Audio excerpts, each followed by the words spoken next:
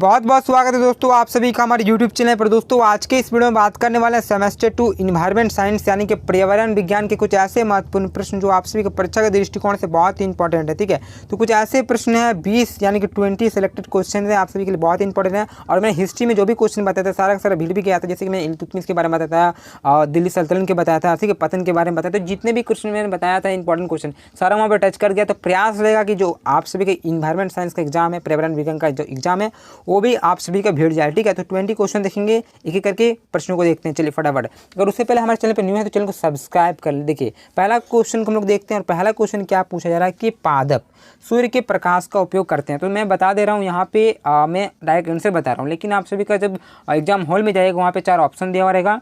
उन 4 ऑप्शन में से आपको एक को देखना है, जो भी सटीक लगेगा उस पर आपको लिख देना है। या तो आपका गोल घेरा रहेगा, यानी कि ओमार शीट पर आप सभी एग्जाम होगा तो वहाँ पे आपको गोल घेरा करना है। ठीक है, सिंपल सी बात है, तो आप सभी को पता ही है कैसे एग्जाम होने वाला है।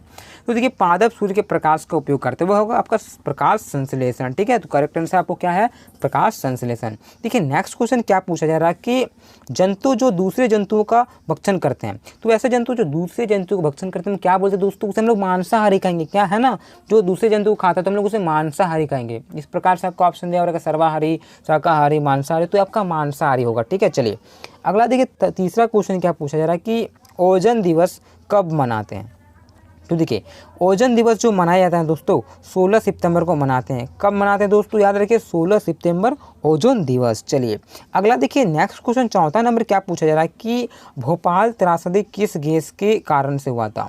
तो देखिए भोपाल त्रासदी जो हुआ था ना आप सभी का मिथाइल आइनोसिसेंट के कारण से हुआ था। ठीक है, तो ये जो गैस है बहुत ही इंपॉर्टेंट है, नाम याद कर लीजिए। और क्वेश्चन बहुत ही ज़्यादा इंपॉर्टेंट है। ठीक है, अगर आप सभी विद्या के इस पेपर को पढ़ते हैं तो ये प्रश्न आप सभी को 2-3 बार रिपीट हुआ है, तो ये आपका सही से उत्तर हो जाता है। ठीक है, चलिए पांचवा प्रश्न की बात करेंगे। तो यहाँ पे क्या पूछा जा रहा है कि बीओडी का अर्थ क्या है।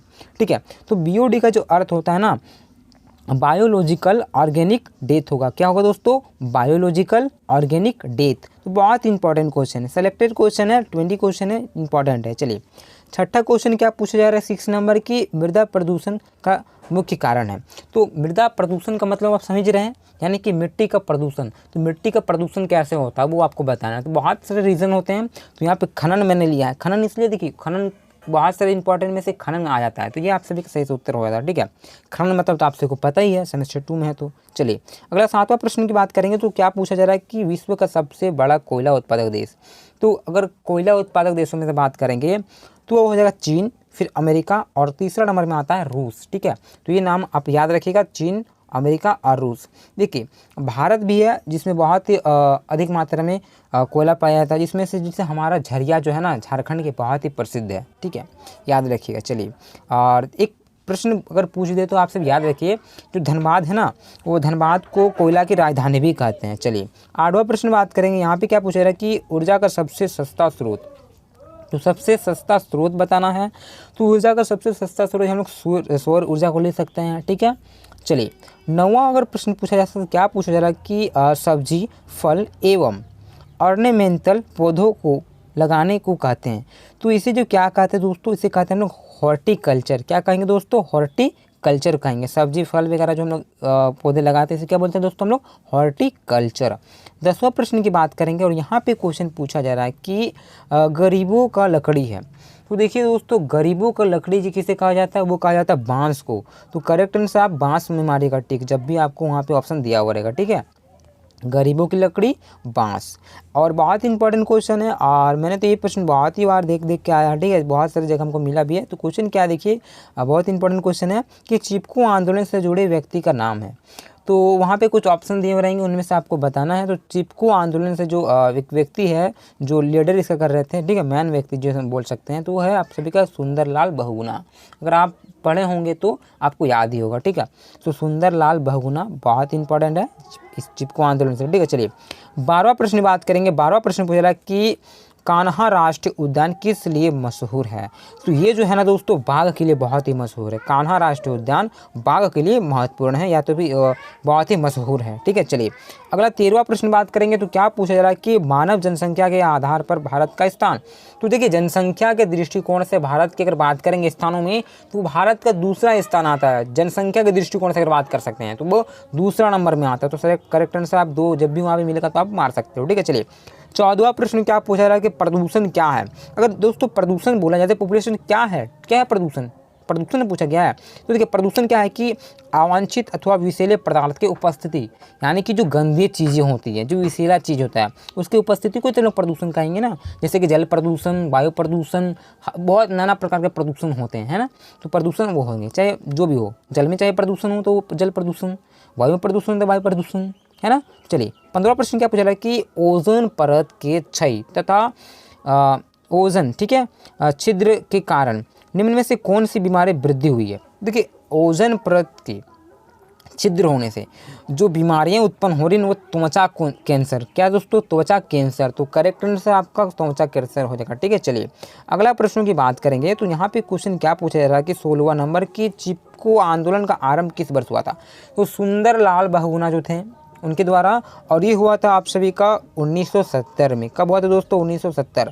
और आप सभी के लिए कमेंट के लिए प्रश्न रहेगा कि ये किस राज्य में हुआ था, भारत के किस राज्य में स्टार्टिंग, तो आपको बताना है सबसे पहले। तो आपके लिए क्वेश्चन रहा, और एक पार्ट आएगा और 2-3 पार्ट आएगा जिसमें 20-20 करके और इंपॉर्टेंट क्वेश्चन रहेगा। आप सभी का अगर कमेंट रहता है कि और एक पार्ट लाइए तो फिर मैं नेक्स्ट पार्ट लाऊंगा, इससे बेहतर पार्ट लाने का प्रयास करूंगा, इससे बहुत अच्छा लाने का प्रयास करूंगा। ठीक है, और इससे ज़्यादा सिलेक्टेड और बहुत ही इंपॉर्टेंट सेलेक्ट करेंगे इस पर क्वेश्चन। ठीक है दोस्तों, चलिए 17वां प्रश्न पूछा जा रहा है कि बेतला राष्ट्रीय उद्यान कहाँ अवस्थित है।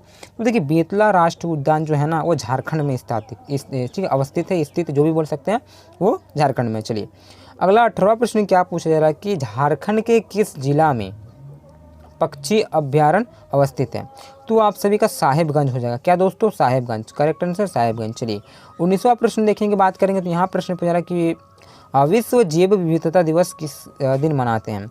तो विश्व जैव विविधता दिवस जो लोग मनाते हैं, जो दिन है, जो डे है वो 23 मई को। कितने दोस्तों, 23 मई को विश्व जैव विविधता दिवस हम लोग मनाते हैं। आज का आखिरी और 20वां प्रश्न क्या है, प्रश्न की औद्योगिकरण का पर्यावरण पर क्या प्रभाव पड़ता है। तो देखिए ये प्रश्न बहुत ही इंपॉर्टेंट है। औद्योगिकरण का पर्यावरण पर क्या प्रभाव पड़ता है, ये रीज़न है आपको बताना है।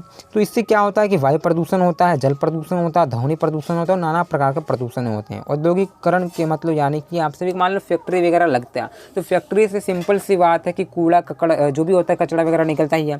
साथ ही साथ क्या होता है कि फैक्ट्री से धुआं भी निकलता है जिस कारण से वायु प्रदूषण होते हैं। फैक्ट्री से क्या होता है कि नाना प्रकार के आवाज़ ध्वनि निकलता है। ठीक है, मशीन बड़े बड़े चलते हैं तो ध्वनि निकलता है, उससे ध्वनि प्रदूषण होता है। तो फैक्ट्री से यानी कि औद्योगिकरण से बहुत ही चीज़ होता है, उसीलिए वायु प्रदूषण, आपका जल प्रदूषण, बहुत प्रदूषण होते हैं। ठीक है, तो करेक्ट आंसर आपसे हो जाएगा। और इसी प्रकार से वीडियो पाने के चैनल को सब्सक्राइब कर रहे हैं। नेक्स्ट पार्ट चाहिए तो एक प्यारा सा कमेंट कर दें, मैं इसी प्रकार से वीडियो लाऊंगा और जितने भी प्रश्न इंपॉर्टेंट ही लाने का प्रयास रहेगा। ठीक है, क्योंकि मैंने जितना भी हिस्ट्री में बताया था सारा का सारा टच कर गया था, मैंने देखा क्वेश्चन। ठीक है, तो चलिए दोस्तों इसी प्रकार नेक्स्ट वीडियो मिलते हैं। जय हिंद, जय भारत।